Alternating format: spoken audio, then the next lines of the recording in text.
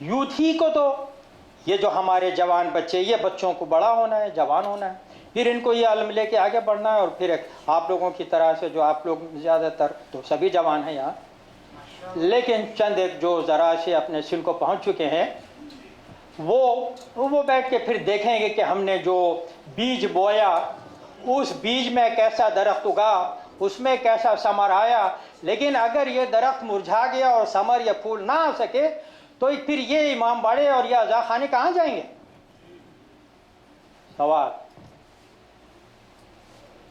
سوال یہ ہے کہ ہر ایک روٹی کمانے میں، پیسہ بنانے میں مصروف ہے۔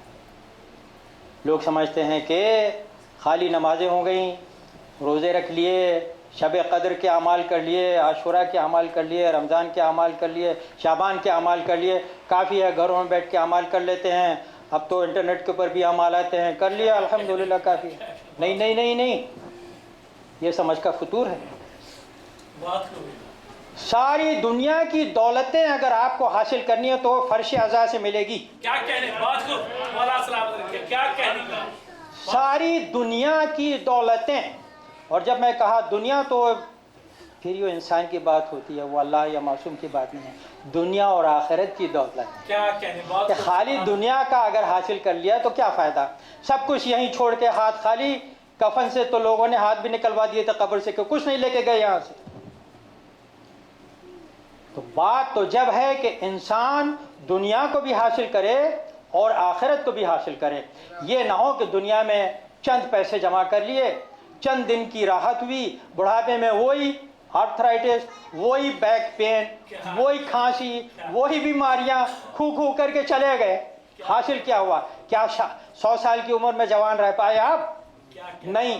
تو پھر اس فرش عزا سے ساری دولت ملے گی۔ میں آپ سے کہتا ہوں، دولت یہاں سے ملے گی، پیسہ یہاں سے ملے گا، گاڑیاں یہاں سے ملیں گی، بیویاں یہاں سے ملیں گی، مکان یہاں سے ملیں گے، دل کا سیٹسفیکشن یہاں سے ملے گا، پیس آف مائنڈ یہاں سے ملے گا۔ کون سی ایسی دولت ہے دنیا کی اور آخرت کی جو یہاں سے نہیں ملے گی؟ لیکن اس کا بھی طریقہ ہے، ہر چیز کو حاصل کرنے کا طریقہ ہے۔ برائے خوشنودی محمد و آل محمد صلی اللہ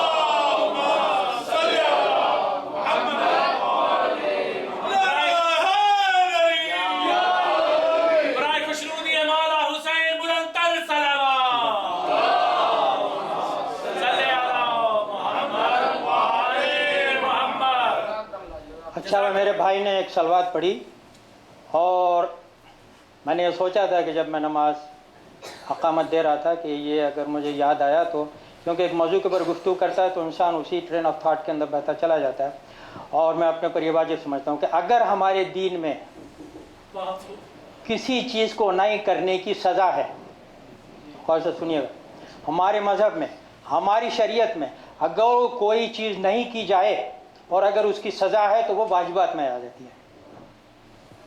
سورہ صافات یاسین کے بعد جو سورہ ہے اس کی آخری آیتوں میں جائیے، ہر نبی کے لیے اور مرسل کے نام لینے کے بعد صلوات پڑھنی واجب ہے۔ تو جب رسول کا نام اور مولا علی کا نام اذان میں اور اقامت میں آئے تو دل کھول کے صلوات میں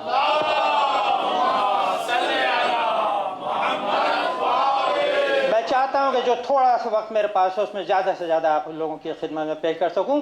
تو میں یہ عرض کر رہا تھا کہ ہاں ٹھیک ہے، جیسے ایک نماز ہے، کس طرح سے موضوع یہ ہے کہ کس طرح سے یہ دولت حاصل ہوگی یہاں سے۔ میں اپنے موضوع سے تھوڑا سا اس وقت ہٹا ہوا ہوں، لیکن میں سمجھتا ہوں یہاں پہ جو یوتھ ہیں ماشاءاللہ، جوان ہیں، بچے ہیں، ان کے لیے ذرا سا میں مسالہ دیتا جاؤں، انشاءاللہ تعالی یہ آگے بڑھیں گے۔ تو اب جیسے مجلس کے فرض سے یہ دنیا اور آخرت کی دولتیں کیسے ملیں گی؟ ہر چیز کا ایک طریقہ ہے، اس طریقے سے اگر کام کیا جائے گا تو وہ قبول ہوئے گی اور آپ کو پیسہ بھی ملے گا، دولت ملے گی، صحت ملے گی، سب چیزیں ملیں گی۔ اب مثلاً انسان ایک نماز پڑھنے کا طریقہ ہے، آپ آئے، آپ نے کھٹ سے نماز پڑھی، نماز پڑھنے کے بعد اقامت دی، پھر اذان دیا، پھر جا کے وضو کر لیا، پھر آپ آئے کہ جی میں نے تو نماز پڑھ لی۔ کیا یہ طریقہ ہے نماز پڑھنے کا؟ یہ طریقہ تو نماز پڑھنے کا نہیں ہے۔ تو نہ نماز قبول ہوئی، نہ جو آپ نے نماز کے واسطے سے دعائیں کی وہ بھی مستجاب۔ اللہ نے تو فرعون کی بھی سنی ہے، نمرود کی بھی سنی ہے، اللہ تو بڑا سننے والا ہے، لیکن وہ اصل نعمتیں جو انسان دنیا میں سفر کرتا ہے اور تکلیفیں اٹھاتا ہے ان سے بچ سکتا ہے اگر اہل بیت کے واسطے سے اور مجلس میں آ کے سیکھیں کہ کس طرح سے ہم کو دنیا اور آخرت کی نعمتیں مل سکتی ہیں. لیکن یہ ساری باتیں چونکہ اس مختصر سے وقت میں بیان نہیں کی جا سکتی تو لیکن آپ لوگ آئیں انشاءاللہ تعالی سیکھیں گے, پھر کبھی گفتگو ہوگی. صلوات محمد والے. تو انسان خسارے میں ہے. ان الانسان الا الذین آمنوا وعملوا الصالحات, سوائے ان لوگوں کے. خسارے میں کون ہیں؟ سوائے ان لوگوں کے, سوائے ان لوگوں کے جو ایمان لے آئے اور عمل صالح کیا. بھئی یہ بہت بڑی مشکل ہے. میں تو چاہتا ہوں کہ سورہ کے آخر تک جاؤں اور ولایت تک بات ہو, اگر وقت ملا تو انشاءاللہ تعالی. تو اب الا الذین آمنوا, وہ الا الذین آمنوا سے مخاطب کون ہے یہاں پر؟ انسانوں کو تو پہلے یا ایھا الناس کو تو پہلے ہی ختم کر دیا کہ انسان, میجورٹی انسان خسارے میں ہے سوائے ان لوگوں کے جو ایمان لائے. اب وہ ایمان لانے والے کون لوگ ہیں؟ اب معصوم نے یہ بتایا کہ ایک مقام ہے اسلام کا, ایک مقام ہے ایمان کا. الا الذین آمنوا کہا ہے, مسلمہ نہیں کہا ہے, مسلمانوں کو ہدایت نہیں کرنا. پروردگار عالم کی بات اس مقام پہ سورہ والعصر میں پروردگار عالم نہ تو انسانوں سے بات کر رہا ہے, ورنہ سے نہیں بات کر رہا ہے, اور مسلمانوں سے بات نہیں کر رہا ہے, صرف مومنین سے بات کر رہا ہے. تو معصوم نے کہا کہ ایک مقام ہے جو ہے اسلام اور دوسرا مقام ہے جو ہے ایمان. تو اسلام کا مقام ہے زبان, قولوا لا الہ الا اللہ وتفلحوا. جو اس نے زبان سے کہہ دیا کہ اللہ ایک ہے, میں ایمان لے آیا, رسول کے اوپر خاتم النبیین ہے, وہ اسلام لے آیا. لیکن یہ تو ابھی ان کے تو دلوں تک ایمان پہنچا ہی نہیں ہے. کیا کہنے کی بہت. سورہ منافقین اور کتنی آیات موجود ہیں قرآن کے اندر, ہر ایک کی تشریح نہیں کی جا سکتی. تو پھر ایمان کا مقام ہے قلب. کیا کہنے کی بات ہوگی, بات ہوگی. تو اسلام کا مقام ہے زبان, ایمان کا مقام ہے قلب. سبحان اللہ. تو اب دیکھیے آپ لوگ مجھے چھیڑیں نہیں کیونکہ پھر لمبی گفتگو ہو جائے گی. نعرہ حیدری. اب ہم یہ کیسے جانیں, ہم حضور کے زمانے میں تو تھے نہیں. منافقوں کی داستانیں اس وقت کی نہیں ہیں, آج کی بھی ہیں. کیوں کہ یہ سورہ منافقون متروک نہیں ہوا, یہ قیامت تک کے لیے قرآن میں ہے. تو وہ اس وقت بھی تھے اور آج بھی ہیں اور آئندہ بھی رہیں گے. اچھا, تو اب ہم کیسے جانیں کہ بھائی اسلام کہاں ہے اور ایمان کہاں ہے؟ ہم تھوڑی سی میں آپ لوگوں کو زحمت دوں گا اپنے موضوع سے ہٹ کر کہ پہلے ہم اسلام اور ایمان میں فرق کر لیں, پھر ہم آگے مومن کی بات کریں گے اور پھر امیر یعنی میں سمجھا تھا آپ لوگ سلوات پڑھیں گے, یہاں سلوات نہیں پڑھی آپ نے. بھائی آپ لوگ اشارہ بھی تو سمجھے نا. اچھا, اب آپ یہ دیکھیے کہ حضرت حور ہماری آپ کی جانیں قربان, ہمارے والدین ان کے اوپر قربان. لیکن کیا ہوا, شب عاشور تک حضرت حور مسلمان تھے, جانتے تھے, اہل بیت کو جانتے تھے, رسول کے مرتبے کو جانتے تھے, سیدہ کونین کو جانتے تھے, ہاں ائمہ کو جانتے تھے. عزت تھی, ایک چنگاری تھی, ایک دل میں چنگاری تھی. وہ چنگاری بیدار ہوئی شب عاشور, اور امام جانتے تھے کہ مجھے کسی کو یہاں پہ امام کی صلوات محمد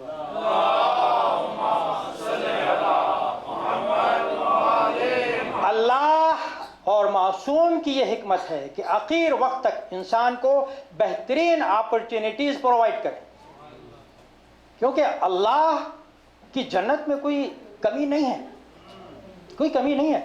نہ اللہ اسکروج ہے کہ اس کو لوگوں کو جنت میں بھیجتے ہوئے لالچ آ رہی ہے کہ ارے میری زمین نکل جائے گی, اس کی تو کوئی انتہائی نہیں. آج سائنس کہہ رہی ہے کہ جتنا ہم ڈھونڈتے ہیں اس سے اور زیادہ اور ملتی ہے چند سالوں کے بعد, چند مہینوں کے بعد.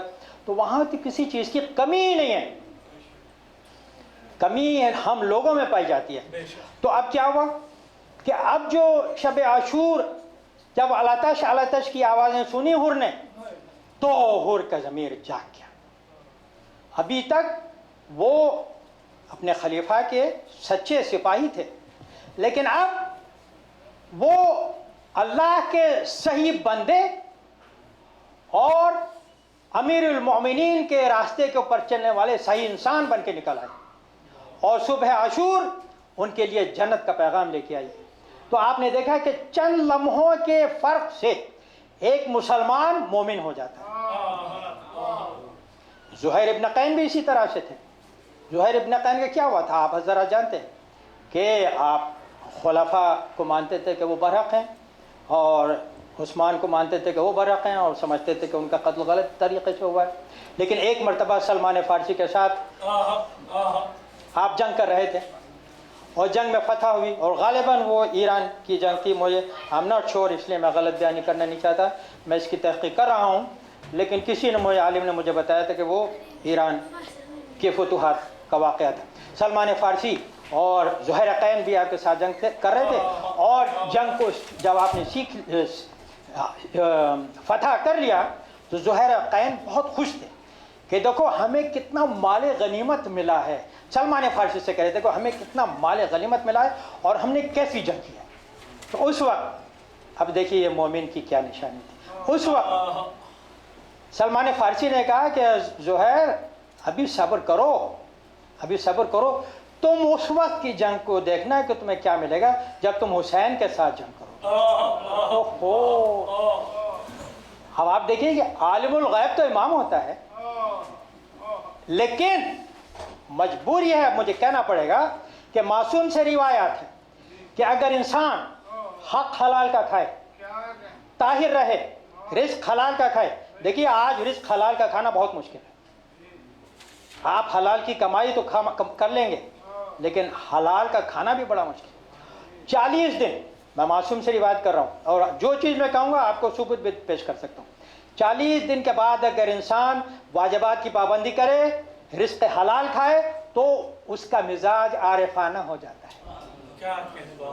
اس کو غیب کی باتیں معلوم ہونی شروع ہو جاتی ہیں، تو اس کا مزاج عارفانہ ہو جاتا ہے. تو اگر سلمان فارسی انبیاء کے ساتھ اور کئی ائمہ کے ساتھ اٹھ کے بیٹھ کے بھی اگر یہ حکمت حاصل نہ کی ہوتی تو پھر کیا بات تھی. صلوات محمد والے.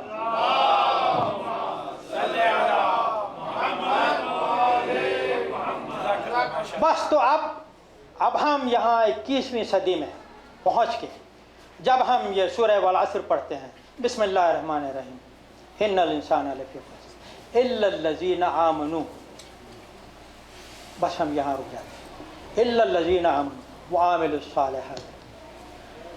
اب ہم یہ چاہ رہے ہیں کہ ہم ان آمنوں میں آ جائیں کہ جو ایمان لے کے آئے ہیں. وہ اب ہم کیا صورت اختیار کریں، وہ ہم کون سی ریسیپی اختیار کریں جو ہم آج کی روزمرہ زندگی میں پریکٹیکلی اسے کر بھی سکیں.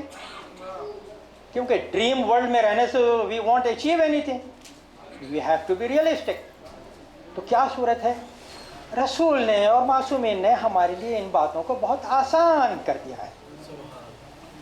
کیا کہ رسول خدا، اور یہ حدیث مشترک ہے بین المسلمین، ہر مسلمان فرقہ اس کو مانتا ہے کہ رسول نے ارشاد فرمایا کہ میرے اہل بیت کی مثال، توجہ، سبحان اللہ، میرے اہل بیت کی مثال کشتی نوح کے مانند ہے.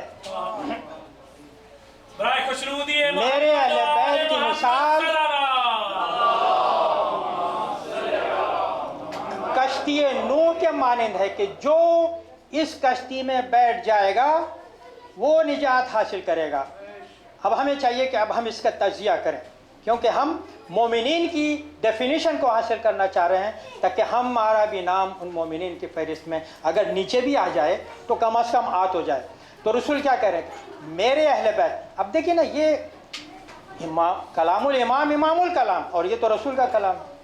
میرے اہل بیت کی نشان، میرے اہل بیت کی مثال کتنا آسان کر دیا آپ کے لیے کہ صرف سبحان اللہ، سبحان اللہ، اپنے کو نہیں کہا کہ میری مثال، صرف مولا علی کے لیے نہیں کہا کہ علی کی مثال، صرف امام حسن کو نہیں کہا کہ امام حسن کی مثال، یعنی 12ویں امام تک، اور پھر اہل بیت میں جو بھی کوئی آ جائیں، سیدہ کونین، ہاں، اور جناب زینب کبریٰ سلام اللہ علیہا۔ بیٹا یہ چائے بعد میں پئیں گے، پلیز اس کو رکھ دو، اس کو رکھوا دیجیے، صلوات محمد علیہ۔